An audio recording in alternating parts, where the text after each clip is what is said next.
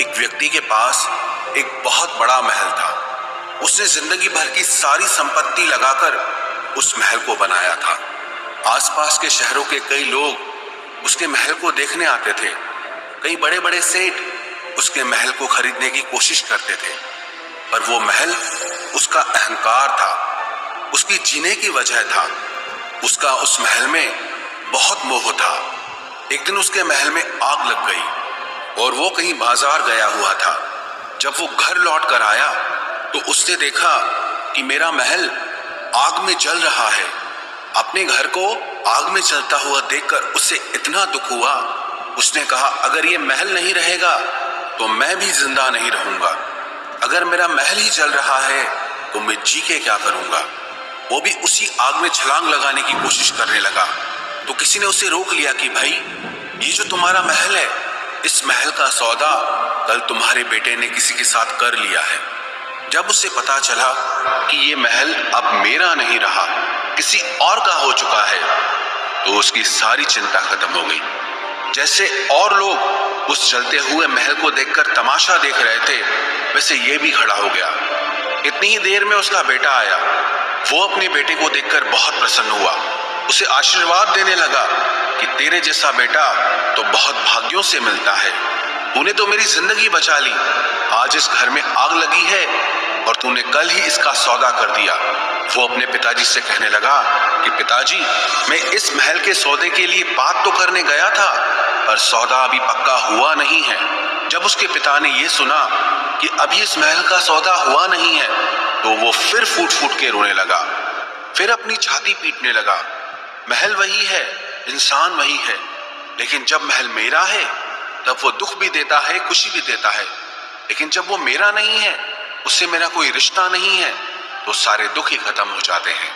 ऐसे ही जिंदगी में जब किसी जगह को, किसी इंसान को, किसी रिश्ते को, किसी काम को हम अपना मान लेते हैं, मेरा मान लेते हैं, तो वहीं से ही सारे दुखों की शुरुआत होती है, वहीं से हर तकलीफ की शुरुआत होती है। तो श्रीमद् भगवत गीता का पहला उपदेश यही है कि आप जैसे ही किसी को अपनी जिंदगी जीने की वजह मान लेते हो कि इसके बिना तो मैं जी ही नहीं सकता, तो वो चीज, वो इंसान, वो काम आपको बहुत दुख देता है। गीता का दूसरा उपदेश ये है कि अवश्यमेव भोक्तव्यम कृतं कर्म शुभाशुभम, कि आपने कोई भी कर्म किया हो उसका फल आपको जरूर भोगना पड़ेगा। अगर आपने अच्छे कर्म किए हैं तो जाने अनजाने किसी मुश्किल वक्त में आपको वो आपके अच्छे कर्म उस मुश्किल वक्त से बचा लेंगे। अगर आपने गलत कर्म किए हैं, पाप किया है, तो उसकी सजा भी आपको जरूर मिलेगी। वो इंसान कितना ही छुप कर कर्म करे, चाहे वो कितना ही चालाकी से कर्म करे, लेकिन कहते हैं कि उस परमात्मा के, ईश्वर के चारों तरफ कैमरे लगे हुए हैं। हमारे एक एक कर्म पर वो प्रकृति, वो परमात्मा अपनी दृष्टि बनाए रखते हैं। हमारे एक एक कर्म का हिसाब होता है। एक गांव में दो मित्र रहते थे। उन दोनों ने विचार किया कि इस गांव में हम धन नहीं कमा पा रहे। वो दोनों धन कमाने के लिए शहर में चले गए। कुछ वर्ष वहां रहकर उन्होंने काफी धन कमाया। फिर सोचा कि अब हम अपने घर वापस चलते हैं। पर्याप्त मात्रा में हमने धन कमा लिया है। उस समय पे यातायात की इतनी सुविधाएं नहीं होती थी। वो अपने बैलों पर ही यात्रा कर रहे थे। चलते चलते मार्ग में रात हो गई, तो उन्होंने विचार किया, आज रात हम यहीं विश्राम करते हैं। एक मित्र ने कहा कि मैं यहाँ पर रहकर धन की रक्षा करता हूँ, तुम बाजार जाकर भोजन की व्यवस्था कर लो। जब वो मित्र बाजार गया तो उसके मन में पाप आ गया। उसने कहा, इतना पैसा हमने कमाया है, अगर मैं इसको यहीं जंगल में मार दूं तो सारा पैसा मेरा हो जाएगा, नहीं तो मुझे इसका आधा धन इसको देना पड़ेगा। मन में ये खोट आने पर उसने अपने मित्र के खाने में जहर मिला दिया, और जब वो खाना लेकर के अपने मित्र के पास गया, उसका मित्र वो जहर वाला खाना खाकर वहीं पर उसकी मृत्यु हो गई। वो व्यक्ति सारा धन लेकर के अपने घर वापस आ गया। फिर उसके घर में एक पुत्र ने जन्म लिया। जब उसका बेटा पैदा हुआ तो वो बहुत बीमार रहता था। उसने अपने जीवन में जो कुछ भी धन कमाया था, उसका वो सारा धन अपने बेटे के इलाज में ही खत्म हो गया। बेटा बड़ा होता गया और उसका धन नष्ट होता गया। जब उसका बेटा थोड़ा बड़ा हो गया तो उसके पिता ने पूछा कि बेटा तू इतना बीमार क्यों रहता है, तू ठीक क्यों नहीं होता? मैंने अपनी जिंदगी का सब कुछ तुझ पे लगा दिया पर फिर भी तेरी तबीयत ठीक नहीं रहती। तो उसके बेटे ने बोला, कौन सा बेटा और कौन सा पिता? मैं तेरा वही मित्र हूं जिसको तूने जंगल में जहर देके मार दिया था, लेकिन मैं अपना वही हिसाब पूरा करने के लिए तेरे पुत्र के रूप में तेरे घर में आया हूं। अब मेरा तेरा हिसाब बराबर और मेरा जीवन अब यही समाप्त होता है। तो गीता का उपदेश हमें यही सिखाता है, कोई अपने आप को कितना भी चालबाज समझता हो, होशियार समझता हो, लेकिन अगर उसने गलत कर्म किया है, चाहे आज नहीं तो कल उसे उसका फल भोगना ही पड़ेगा। कोई भी व्यक्ति अपने किए हुए कर्म से बिना उसको भोगे कभी छूट नहीं सकता। गीता का तीसरा उपदेश यह है कि आज में जियो, कल की चिंता करना छोड़ दो। जो भी व्यक्ति अपने बीते हुए कल या अपने आने वाले कल में खोया रहता है वो जिंदगी में कभी खुश नहीं रह सकता। आपको जिंदगी में खुशी सिर्फ और सिर्फ तब मिल सकती है जब आप वर्तमान में जी सके, आज के आनंद को जी सके। बीते हुए कल का और आने वाले कल का कोई वास्तविक अस्तित्व नहीं होता, वो सिर्फ आपकी बुद्धि और आपके विचारों में होता है।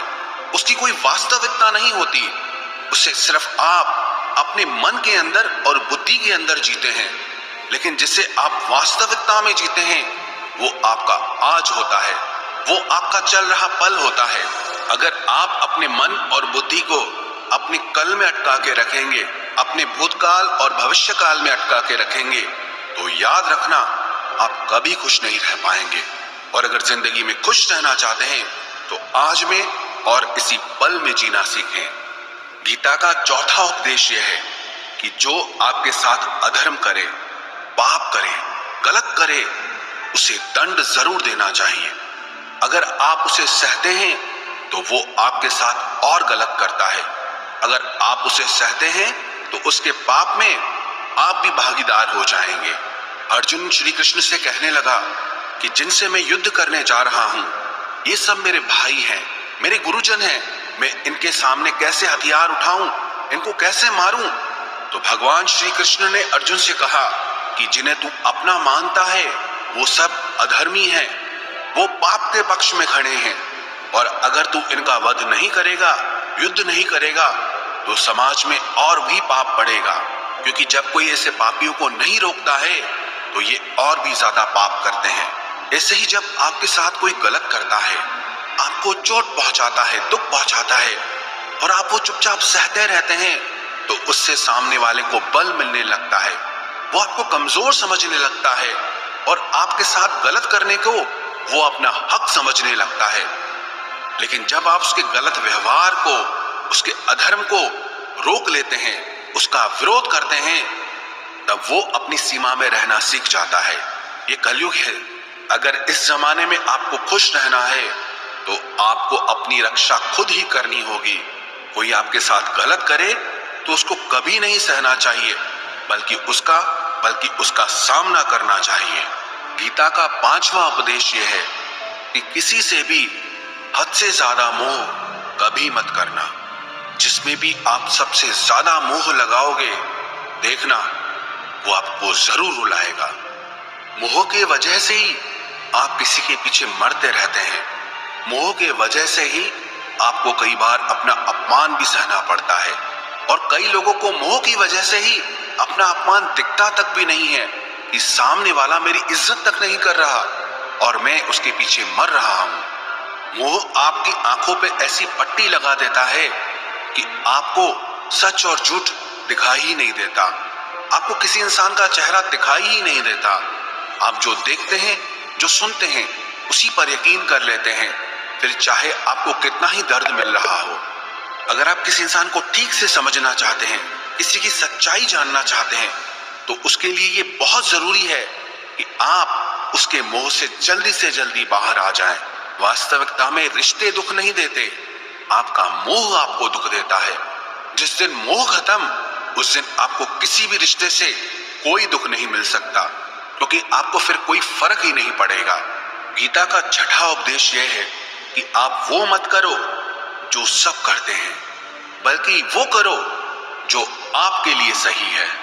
स्वधर्मम निधनम श्रेय परधर्मो भयावह। श्री कृष्ण ने अर्जुन से कहा कि जो तेरा कर्तव्य है, जो तेरे लिए सही है, जो तुझे करना चाहिए, तू वो कर। तू कभी भी वो काम मत कर जो दुनिया कर रही है।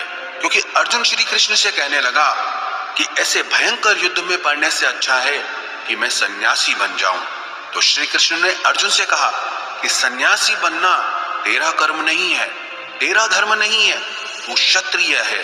तेरा कर्म और तेरा धर्म यही है कि तू अधर्म का नाश करे, धर्म की रक्षा करे। ऐसे ही हर इंसान का एक अलग कर्तव्य होता है, एक अलग ही मार्ग होता है। तो कभी भी उस मार्ग पे मत जाना जहां सारी भीड़ जा रही हो।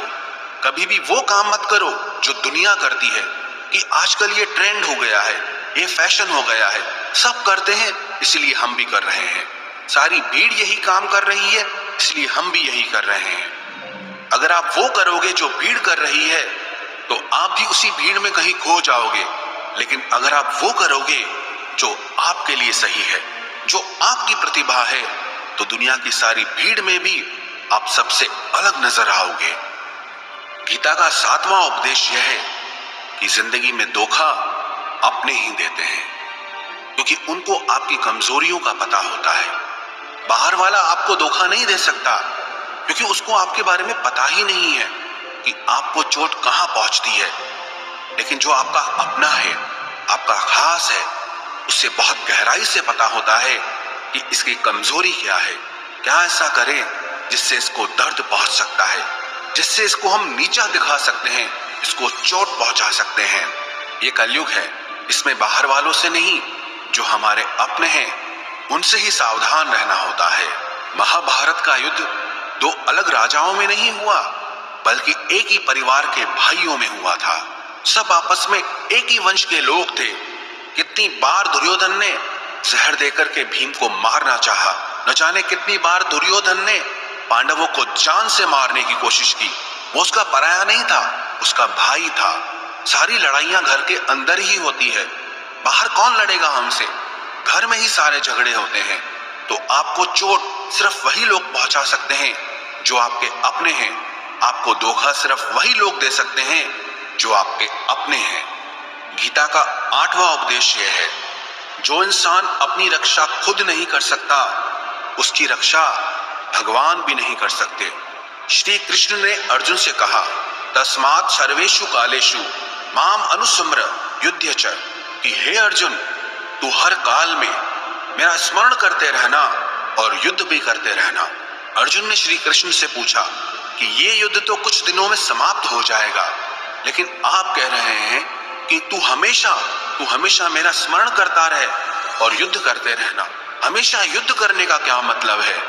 तो श्री कृष्ण ने अर्जुन से कहा कि ये जिंदगी ही रणभूमि है। इस जीवन में सुख दुख आते रहेंगे और तुझे उनका डट के मुकाबला करना है। श्री कृष्ण ने ये नहीं कहा कि तू चुप करके बैठ जाना और मैं लड़ाई करूंगा। बहुत गहराई है गीता के ज्ञान में। हमारे जीवन की डोर भी संभाल के ईश्वर बैठे हैं, लेकिन युद्ध हमें ही करना है। ईश्वर को याद करना है कि हे ईश्वर, मुझे शक्ति देना, मुझे समझ देना, मुझे बुद्धि देना, ताकि मैं अपनी जिंदगी की सारी लड़ाइयां जीत सकूं, मैं जिंदगी में सही मार्ग पे चल सकूं।